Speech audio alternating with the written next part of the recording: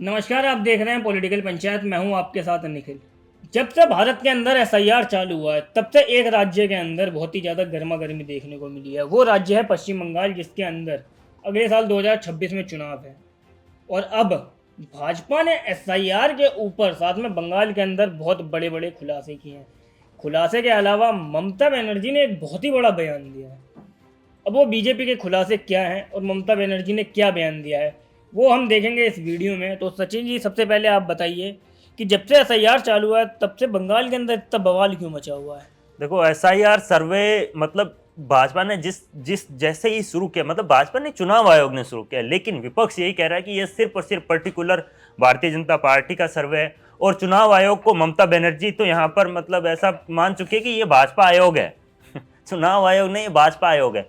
तो ये राजनीतिक तनातनी सिर्फ और सिर्फ पश्चिम बंगाल में इतनी ज्यादा नहीं है, और भी कई राज्य है, लेकिन पश्चिम, जैसा आपने सही कहा, पश्चिम बंगाल की जितनी कहीं पर भी नहीं है।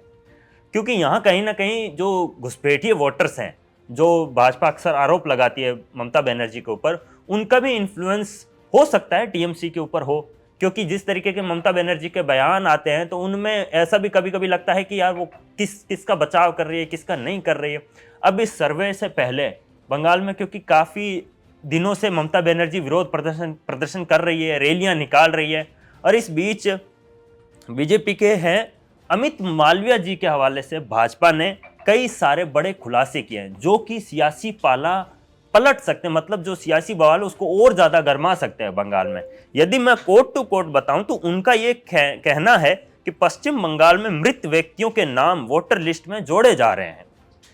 88 लाख, मतलब 88 लाख से ज्यादा मृत लोगों की सूची में, मतलब आप सोचिए 88, उनके हिसाब से 88 लाख मृत वोटर्स के हैं। राज्य छोड़ चुके, पलायन कर चुके लोगों के नाम भी अभी तक वोटर लिस्ट में है। घुसपैठिए गलत रिश्तेदार का दिखावा करके, दस्तावेज दिखा के, डॉक्यूमेंट्स बना के इस तरीके से वोट बना रहे हैं। कुछ जगहों पर मां की उम्र बेटे की उम्र से भी कम है, यह भी दावा किया जा रहा है। कई जूनियर अधिकारियों को एईआरओ और ईआरओ बना दिया जा रहा है, मतलब ऐसे कि जिनकी योग्यता भी नहीं है उनको भी बनाया जा रहा है। तो ये सब करके बीजेपी एक तरीके से आरोप लगा रही है। मैं आपको ये बता दूं, ये जो कहा गया कि एआरओ ईआरओ बना दिया गया है, ये किस तरीके से बनाया दिया जाता है। ये इस तरीके से बनाया जाता है कि कोई अगर स्टेट है तो उनके जो स्कूल के टीचर वगैरह होते हैं, सरकारी कर्मचारी वगैरह होते हैं, उनको बनाया जाता है। और उनको बनाने का जो अधिकार है वो कहीं ना कहीं स्टेट गवर्नमेंट के पास रहता है। वैसे रहता तो डीएम मजिस्ट्रेट के पास और इलेक्शन कमीशन के पास है, पर वो कोऑर्डिनेट जो है स्टेट गवर्नमेंट से ही करते हैं। इस तरीके से ये बना दिया जाता है, उनका कहना ये है। जी, इसके अलावा बीजेपी का ये भी आरोप है कि ममता बनर्जी जो सरकारी अधिकारी, सरकारी कर्मचारी है, उनके ऊपर भी इस एसआईआर सर्वे को लेकर दबाव बना रही है।